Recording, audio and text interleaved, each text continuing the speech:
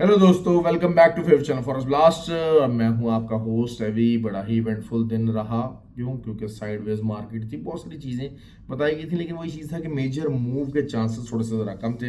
Retracement was due. बहुत ज़्यादा highly expected तो नहीं थी, लेकिन ये कि जो रिटेल सेल्स नंबर थे वो बहुत ही बुरे आए। बेसिकली जिसे कहते हैं ना कि जो मेरी एक्सपेक्टेशन थी वो खोता ही कुएं में चला गया वाली सिचुएशन हो गई। बहुत ही बुरे नंबर्स थे। और उसने थोड़ा सा जिसे कहते हैं ना कि फंडामेंटली चीज़ों को थोड़ा सा ज़रूर डिस्टर्ब किया, लेकिन ओवरऑल जो फंडामेंटल सिचुएशन थी इट रिमेन द सेम। अच्छा, अब यही चीज़ें हम लोग डिस्कस करते रहते हैं। मार्केट जब अगेंस्ट जाती है तो फिर वो फ्री व्हाट्सएप ग्रुप काम आता है, और फ्री व्हाट्सएप ग्रुप के अंदर फिर जो चीज़ें बताई जाती हैं उसका मामला होता है। Free WhatsApp group it's totally free, 100% free है। हर कोई ज्वाइन कर सकता है। ऑक्टा एफएक्स और एक्सनेक्स का आईबी लिंक वीडियो के डिस्क्रिप्शन में मौजूद है। आप उस पर रब्ता कर सकते हैं। व्हाट्सएप नंबर नीचे मौजूद है, उससे आप अकाउंट बना सकते हैं। और अगर आप ऑलरेडी ऑक्टा एफएक्स और एक्सनेक्स पर ही काम कर रहे हैं तो फिर आप जो है वो आईबी नंबर चेंज कर सकते हैं। वो लिंक भी मौजूद है। You can be the part of that beautiful community. Basically खाली सिग्नल ग्रुप नहीं है, लर्निंग है। लर्निंग है क्योंकि मेरा मानना ये फॉरेक्स ब्लास्टर एकेडमी है, हर चीज़ है। Learning is always the key.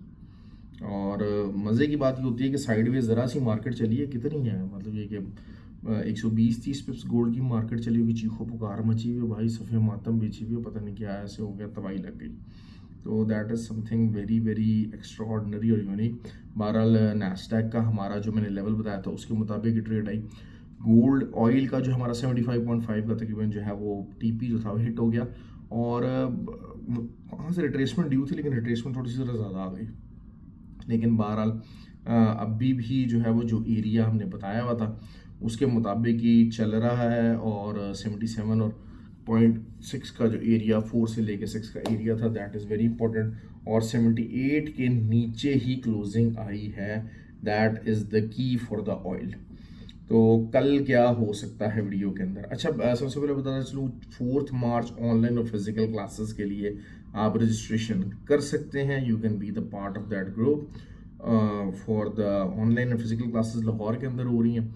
और उसके अलावा जो है वो अप्रैल में जो है वो दुबई के अंदर दोबारा क्लासेस होंगी। उसके लिए भी आप अगर रजिस्ट्रेशन करना चाहते हैं, you can do that, you can contact me for that. बहुत सारे लोगों को एतराज़ होता है कि सर आप क्या बात है इन चीज़ों के ऊपर करते हैं। भाई इसलिए कि आप तो कुछ लोग हैं ना, वो तो बहुत ज़्यादा लाइक हैं, उनको बहुत लाखों डॉलर प्रॉफिट बना रहे हैं, तो उनको जो है वो सीखने की ज़रूरत नहीं है। हाँ, मेरी वीडियो ज़रूर वो गौर से देख रहे हैं, उसमें कीड़े निकालने की कोशिश कर रहे हैं, लेकिन वो खुद बहुत बड़े ट्रेडर हैं। तो वो कहते हैं कि जी हाँ जी, ना हमसे सीखने की बात की जाए, ना हमें कुछ सिखाने की बात की जाए। और हम इतने बड़े चैंपियन, अगर चैंपियन है तो भाई ये चैनल पे आए ही क्यों हैं, ये चैनल को देख ही क्यों रहे हैं। बट स्टिल दे वांट कि हाँ जनाब, जो हमें चैनल भी देखना है, हमें सीखना भी है, लेकिन हमारे पास 10 मिनट की वीडियो देखने का भी टाइम नहीं है। हम इतने मसरूफ़ और इतने बड़े ट्रेडर हैं, तो ऐसे वाले लोगों के लिए भाई ये चैनल नहीं है। ठीक हो गया। हाँ, जो बिगिनर्स हैं, जो कि लैक ऑफ नॉलेज का शिकार हैं इस फील्ड के अंदर, जहनों में ख्वाब और ख्याल लेके आए थे, और बहुत सारे हमारे लोग हैं जो उनको मिसगाइड भी करते हैं। There are people who misguides them as well. तो उनकी जो मिस गाइडेंस है, मिसलीडिंग है, उसको बचाना पड़ेगा। उसको रोकने के लिए ही ये सारे मामलात हैं। फ्री व्हाट्सएप ग्रुप है, लर्निंग बेस्ड ग्रुप है, हर चीज़ है। तो आपको उस चीज़ का करना पड़ेगा। तो क्योंकि देखें, बगैर सीखे दुनिया का कोई काम भी नहीं। एक छोटा सा वेल्डिंग का भी काम है ना, उसके लिए भी आपको कितना कुछ सीखना पड़ता है। तो ये तो एक जंगल है जिसमें आपने एक्सपीरियंस प्रो ट्रेडर्स उनके साथ मुकाबला करना है और उनका पैसा खींचना है। और खाली खींचना नहीं है, once in a blue moon नहीं करना। You need to be consistent. असल मसला क्या है कि आप जब एक दफ़ा पैसा खींच लेते हैं, कौन सा पैसा लेके बाहर चले जाते हैं मार्केट के अंदर, ऐसा नहीं होता। आप अगले दिन वही पैसा लेके मौजूद होते हैं दोबारा उनका शिकार बनने के लिए। तो फिर बेहतर यही होता है कि आप चीज़ों को सीख लें, लर्न कर लें, समझ लें, ताकि एक ऐसी स्ट्रैटेजी डिराइव हो जाए कि जिसमें जब लॉसेस हों तो वो आपके मिनिमम हों और आप प्रॉफिट वाली साइड के ऊपर रह सकें। तो ये चीज़ है। बहरहाल मैं ओवर ट्रेडिंग और इन चीज़ों को मैं हमेशा से डिस्करेज करता हूँ। बहुत सारे लोग इवन कि मेरी ट्रेनिंग के अंदर भी स्पेशली बात होती है कि यार ओवर ट्रेडिंग को मत किया करें। हाँ ठीक है, अगर आप स्कैल्पिंग कर रहे हैं प्रॉपर एसएल्स के साथ कर रहे हैं, इट इज़ समथिंग गुड। और स्कैल्पिंग इंडिकेटर्स और हैं, लेकिन ये जो इंडिकेटर है ना कि हाँ मैं सोचता हूँ कि यहाँ से मार्केट को ऊपर जाना चाहिए, यहाँ से मार्केट नीचे जाना चाहिए, मैं सोच रहा हूँ, ये चीज़ मत किया करें, ये चीज़ बिल्कुल मत किया करें। तो ऐसे लोगों के लिए मसले मसाइल हैं, बहुत ज़्यादा मसले मसाइल हैं। तो उन लोगों को जो लोग तो वैसे तो जिसे कहा जाए कि जो टोटली आईबी डिपेंडेंट होते हैं और ख़ुद ट्रेडर नहीं होते। देखिए मेरी जो वीडियोस हैं वो यूनिक क्यों होती हैं, डिफरेंट क्यों होती हैं। मैं तो भाई ट्रेडिंग करता हूँ ना, मैं प्रॉपर ट्रेडर हूँ। मुझे मेरा अपना अकाउंट है, मुझे उसको रन करना है, मुझे उस पर प्रॉफिट बनाना है, मुझे उस पर पैसा बनाना है, मुझे उस पर काम करना है। तो जब ये चीज़ हो जाती है तो उस काम के लिए जो है वो जो चीज़ें हैं उसका मैंने तो एक साइड पे ट्रेड लेनी है। मैं पूरा दिन बैठता हूँ, इंतज़ार करता हूँ अपने सेटअप के रन होने का, इंतज़ार करता हूँ। अब देखें, अब जैसे अगर मैं गोल्ड की बात करता हूँ, गोल्ड टेक्निकली बेरिश है, फंडामेंटली बेरिश है। हाँ, एक आधा डाटा फंडामेंटली ज़रूर उसके लिए पॉजिटिव आ गया, लेकिन वही चीज़ है कि रिट्रेसमेंट भी है और रिट्रेसमेंट इज़ ड्यू। देखें 2 दिन 1 दिन पहले कितनी बड़ी मूव चली है, 2032 से लेकर 1984 तक की मूव आ गई है। तो ऑब्वियसली अगर आप ये कहें कि जी 100 पिप्स भी और 120-30 पिप्स भी गोल्ड रिट्रेस नहीं करेगा और उसके बगैर ही मार्केट में चला जाएगा, और that is something very foolish. हाँ, बाय मैंने कॉल इसलिए नहीं दी, क्यों, बहुत सारे लोगों ने हमारे ग्रुप के अंदर बाय की कॉल्स चली हैं और उन्होंने बाय में प्रॉफिट बनाया है। लेकिन बात सारी ये है कि मेरा एक ही स्ट्रेटजी है कि हाँ मैं ऊपर से सेलिंग लेने की कोशिश करूँगा। हाँ, 2004 के ऊपर एसएल खाने मार्केट गई, 2011-12 तक नहीं जा सकी। अगर वहाँ तक जाती तो बहुत अच्छी हमें एंट्री मिल जाती सेलिंग के पॉइंट ऑफ व्यू से। तो अगर अभी भी जो है वो मार्केट एग्जैक्टली 2004 के ऊपर है, अगर हम 2004 को एज 4 के अंदर देखते हैं तो 3-4 दफ़ा जो है वो यहाँ से मार्केट ने सपोर्ट वाइज और रेजिस्टेंस वाइज रिस्पॉन्ड किया है। तो अगर तो 2004 के ऊपर कोई भी मॉर्निंग के अंदर एज 4 कैंडल ओपन और क्लोज हो जाती है तो फिर मार्केट जो है वो बुलिश हो सकती है। वही बात है 2013 से लेकर 2016 का एरिया, और वहाँ से आप उसको सेलिंग लेंगे, it will be a very good selling. अच्छा, मैंने इसी तरीके से आपको कहा भी था कि 1997 के ऊपर half an hour 1 hour candles कुछ अगर ओपन और क्लोज हो जाएंगी तो फिर आपको बाय की तरफ जाएगी मार्केट, बाय की तरफ गई मार्केट। लेकिन वही बात है कि बहुत मेजर मूव नहीं थी। क्यों? क्योंकि अगेंस्ट द ट्रेंड मूव है ना, बहुत मेजर मूव कैसे होगी, रिट्रेसमेंट मूव है, it was not a retracement move. हाँ, लेकिन जिन लोगों को बाय लेने का शौक था, बहुत सारे लोग हैं वो सिर्फ उनका ज़ेन होता है कि उन्होंने सिर्फ गोल्ड को बाय करना है, और वो ठीक है। क्यों? क्योंकि गोल्ड फंडामेंटली बुलिश ही है, चाहे जो मर्जी हो जाए, across the time periods, long phases. ये मैं पिछली वीडियोस के अंदर भी बात कर चुका हूँ कि गोल्ड इज़ फंडामेंटली बुलिश और फंडामेंटली बुलिश ही रहेगा सारी उम्र। तो ये चीज़ें थी। बाकी सिल्वर जो है उसने तंग किया, हमारा एसएल हिट हुआ, लेकिन उसके बाद 23.13 के एसएल के साथ दोबारा सेलिंग की और उसमें प्रॉफिट थोड़ा बहुत बना, लेकिन it was not that much कि जो है वो बहुत ही कुछ ज़्यादा मज़ा आए। हाँ, लेकिन ये है कि फिर भी इट वाज गुड इनफ कि आपका जो एसएल था वो एटलीस्ट कवर हो सकता था। नैस्डैक का मैंने लेवल बताया था ईडी 17,869, एग्जैक्टली मार्केट वहीं तक गई।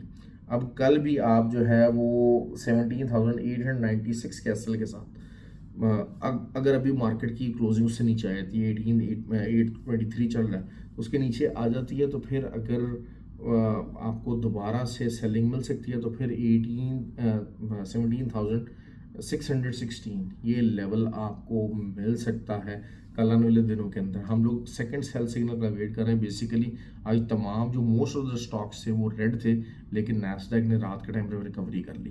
तो क्यों? क्योंकि एक्स्ट्रा ऑर्डनरी बुलिश हुआ है, एक्स्ट्रा ऑर्डनरी बुलिश हुआ है। ऑल्दो कि रिसेशन जो है वो retail sales is pointing out towards the recession, लेकिन वो ये चीज़ है कि एक फेडरल रिजर्व के लिए एक डबल और डेडली किस्म का एक कॉम्बिनेशन बना हुआ है कि रिसेशन भी आ रही है लेकिन मार्केट के अंदर सेल्स और हर चीज़ जो है वो इकोनॉमिक एक्टिविटी स्लो हो रही है, लेकिन रिजल्ट नहीं आ रहा है मार्केट के अंदर। तो that is something very critical actually.